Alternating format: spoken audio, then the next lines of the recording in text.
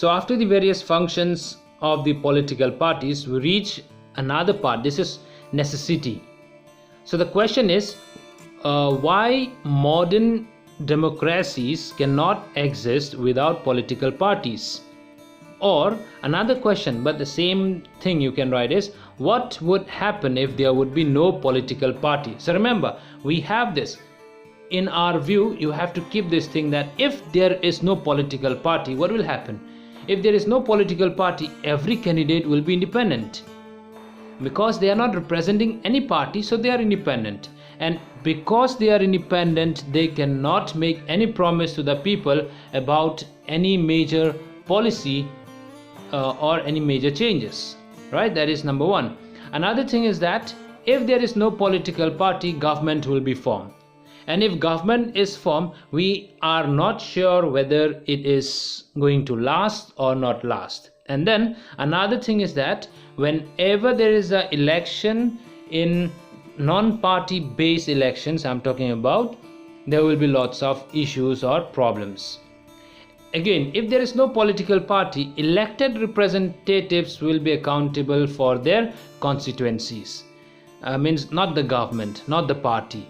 The man who is elected from that constituency means one area, for example. Now in that area, a particular man is being elected, and if something goes wrong in that area, the whole party will not be blamed for that, only that man will be blamed. That is why it is said that political parties, if they are absent, elected representatives will be accountable for their constituency, but no one will be responsible for how the country will run.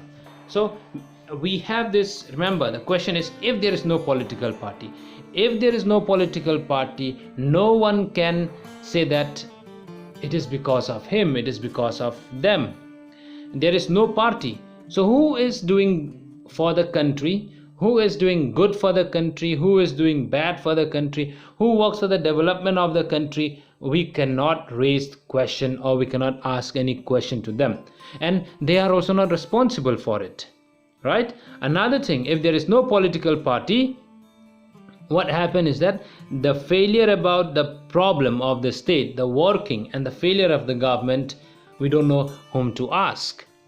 If political party is there, political party always informs the people about the ruling party, but the failure about the problem of the state and the failure of the working of the government, in the presence of political party, we can raise question that why you have done it, why it is going on. But in just the opposite way, if there is no political parties, if there is a failure in the government, if there is failure in any kind of thing, we cannot ask any question to them, and we can't even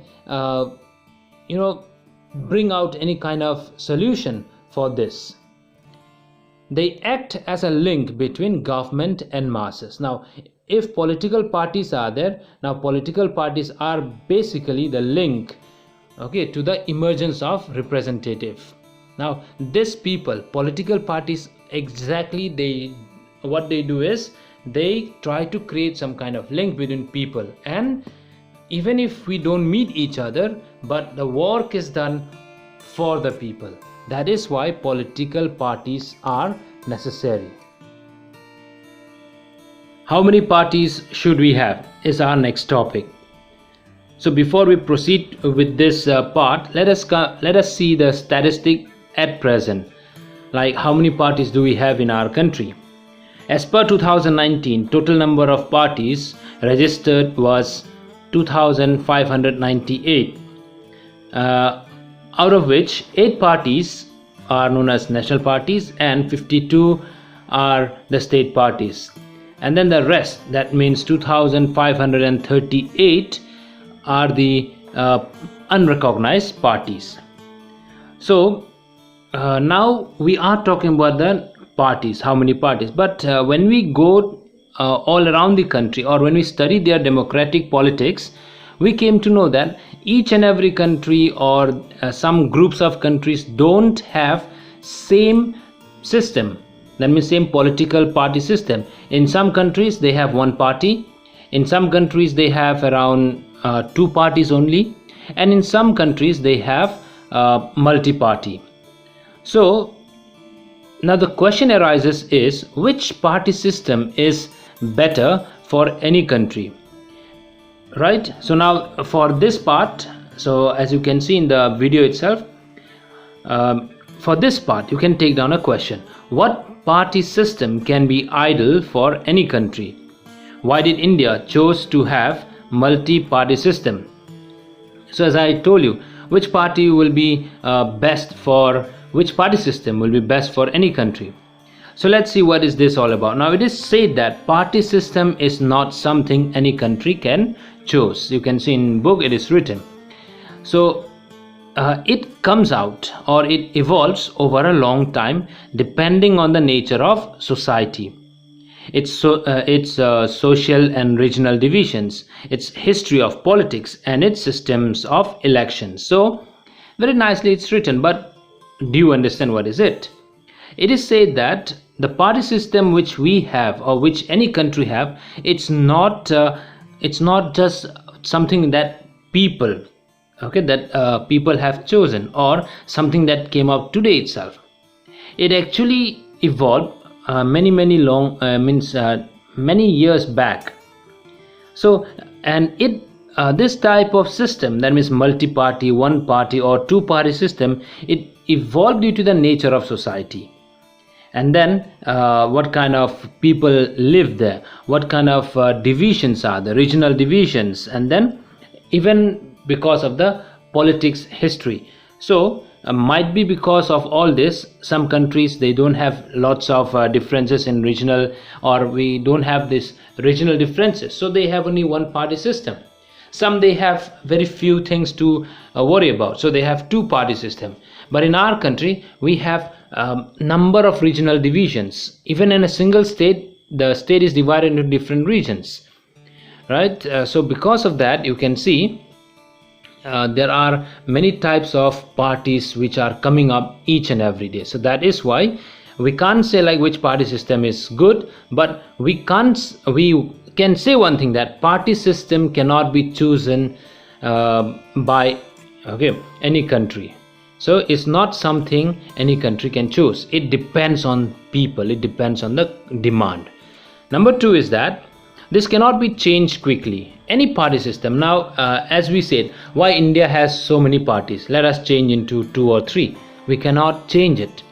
Now what will happen to all those parties who are in the rule, right? Suddenly we'll say that, oh, this party, let us stop, that party, let us stop. So it cannot be changed quickly. And in some countries where there are only one party system, we can't even ask them to come out with different ideas, that is, bring at least two-party system, right? So this cannot be changed quickly. Each country develops a party system that is according to their condition, by special circumstances. They need, so they make it. They don't need, so they don't make it. So geographical diversity is always there. Now this is all about the first part of your question, why party system can be which party system can be ideal. So I'll just repeat the thing that you have to remember. Which party system is ideal? So we can't say which party system is ideal, as it is said that party system is not chosen by you and me. A country cannot choose the party system. It comes out automatically, means it evolved not today, it evolved long time back, means long years back this system was been adopted, and now it is still going on. And then suddenly you cannot change it from multi-party to two-party or three parties, right? Or from a single party to many parties. So it depends on the demand of the people, the society of the people. It depends on the geography of the people. It means the area, sorry, not people, geography of the area. It depends on the culture or the cultural diversity of a country. So that is why you can't say which party system can be ideal for any country. Then the second question that I asked was that why India chose to have a multi-party system. Now India have chosen a multi-party system because the society or the social and geographical diversity because of that. It has got a large, means it has got large diversity, which is noted to absorb by 2 or even more parties. Means, when we talk about from Jammu and Kashmir to Kanyakumari, or from Rajasthan to Assam, all these areas, they have different types of people, different types of society, different things are there. Geographically they are very different, so different types of ideas have to be there. A plain person, that means a man who is living in a plain area, can't know what kind of things or what kind of necessary steps that should be taken to clear up or to settle down the people of hilly areas. And the hilly people may not be able to find the difference, or to bring out the importance, or to bring out the difficulties of the plain area. So in that way, everyone should be given some areas of charge. Okay, so a plain person, that means a people belonging in the plain area, they are given the charge to look after the plain areas. The people belonging to hilly areas are given the charge to look after the hilly areas. Thus party system was adopted, and here not one, not two, but multi-party system. And now when you say, so hill areas, so in hilly areas also, all those people who live, they are not same. Arunachalis are different than Nagas. Nagas are different than the people of Meghalaya. People of Meghalaya are different from the people of Assam. So this is about northeast. Then in the same way, if you go to the Rajasthan area, in Rajasthan itself, the eating habits are not as equal or same as those of Gujarat. So in that way, if there is a single ministry, single community, or a single party system, they may do, or they may start making some kind of laws which he knows it, and he may not even consider what is there for the people of south, north, east, or west, right? So he may just take one thing that he knows, and then he say, all of us, we should follow this. So in that case, there will be lots of problem. So no system is ideal for all countries and all situations. So remember this. Now, multi-party system, it ensures a healthy competition between different parties, and it also prevents dictatorship of a single party. Now, if there is only one party, this party, either you like it or don't like it, that party will keep on ruling you. That means it is just like dictating. If there is two party, at least there is a choice. If you don't like A, you can go for B. But if you don't like A or B, where will you go? You have to select again A or B. That means even if you dislike A or B, you have to select any one of it. Now in India, we have got multi-party system. We don't like A, we can go to B. We don't like B, continue C, then D, then E. So in that way, we have, see, 8 national parties. Okay, so 8 national parties. If every national party is given one chance to rule in the country, that means 5 8s are 40, means how many? So we got 40 years, right? So 40 years of rule can be given to different parties, at least to see it. And then in that way, we have got 52 state parties. Even if you select one party for that year, that means you have, if you don't like it, you have lots of choices, right? So you can see there are lots of choices. So what happens in that case is that we have better competitions. In order to be in power, each and every party tries to prove their capabilities, tries to prove that they are the best than the other, and thus we can always have the most liked party. Another thing is that Indian Constitution declares India as a democratic country. So since we are democratic, multi-party system fulfills the democratic way of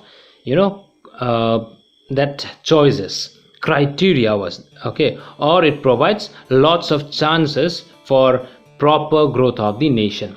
Now democracy means giving rights to everyone. So as it is said that in the ministry, all should be educated. So now when you say all should be educated, the less educated or illiterate people, sometimes they say that democracy means giving rights to all, equal rights. So where is my right? I am not a educated person, but I want to be a minister. So what will you do? You have to give him a chance. One way this is bad, but other way this keeps everything under control. But if a illiterate person comes in power, then we think like, what will an illiterate man do? He doesn't know anything. He will be cheated by all his people. But he may have different way of understanding. He may have different type of working experience. Even though he is illiterate, he may turn into a very good leader, right? So in that way, democracy gives a proper criteria. It fulfills the criteria and provides chances for poor, for rich, for educated, less educated, or non-educated. So everyone gets a chance here. So that is why it gives chance for the proper growth of nation.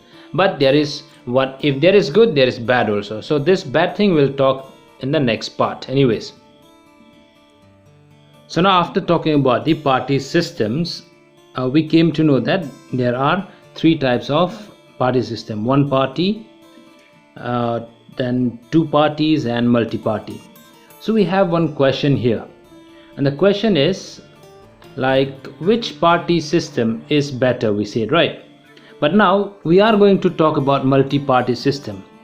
Now, what is multi-party system? And we also will come to know about the merits and demerits of the multi-party system. So the question that you will write is, what is multi-party system? Question mark. Explain merits and demerits of multi-party system. So now, when you talk about multi-party system, we came to know that if several parties come together or compete for power, and more than two parties have a chance of coming to power, now this party system basically is known as a multi-party system. But now, in order to write a proper answer, you should know what is that multi-party system, the actual definition. So in a simple way, you can say the political parties that talk about their policies in the public and try to gain support of for their policies and programs. Now this multi-party system, they organize demonstration, public meetings, speeches to tell the voters about their policies. They sometimes launch different types of movements for just to win the hearts of the people. Now when you talk about this multi-party, okay, it is actually a party where, or it is actually a system where too many parties come together and or present together to form a country or to form a government. If several parties, as I told you, that if several parties compete for power, so whenever there is election in India, for example, we don't have only one or two parties competing. We have 8 national parties competing for power. So these national parties, they compete anywhere, and sometimes no party gets clear majority. So the government of India is an example of it. Now sometimes when no party gets a clear majority, then several parties join together to form the government, and that is what we say, multi-party system. So now let's see what are the merits and demerits. When you say merits, means advantages. First of all, the advantages is that this system allows a variety of interests and opinions to enjoy political representations. Under this, many people comes and gives you different ideas, policies, then the views, and we can just go listen to them, and we have got lots of choice to see who will be the best one, who will be the best representative who can make our area develop. That is first thing. And because of that, we have got lots of interest. We listen to each and everyone, so that we come into a decision saying that we have elected the right person. Secondly, people can make choice between several candidates. This is the good thing. Okay, So we got so many people. After listening to each and every candidate, and after listening to their campaign, to their duties or to their policies that they had taken into their portfolios, then we used to say that yes, right, I will go for this person. So we can make a clear choice of it. That means the correct candidate will be elected. Now these are the two merits. Now two disadvantages or demerits are that no one party is likely to gain power alone. Because there are around 8 national parties, our votes will be divided. As the votes will be divided, none of the parties can gain the majority. Therefore, because of this, there will be lots of difficulty in forming the government. Now I want to go for party A. I will cast vote for party A. Now my friends, they dislike A, but they want to go for B. They casted vote for B.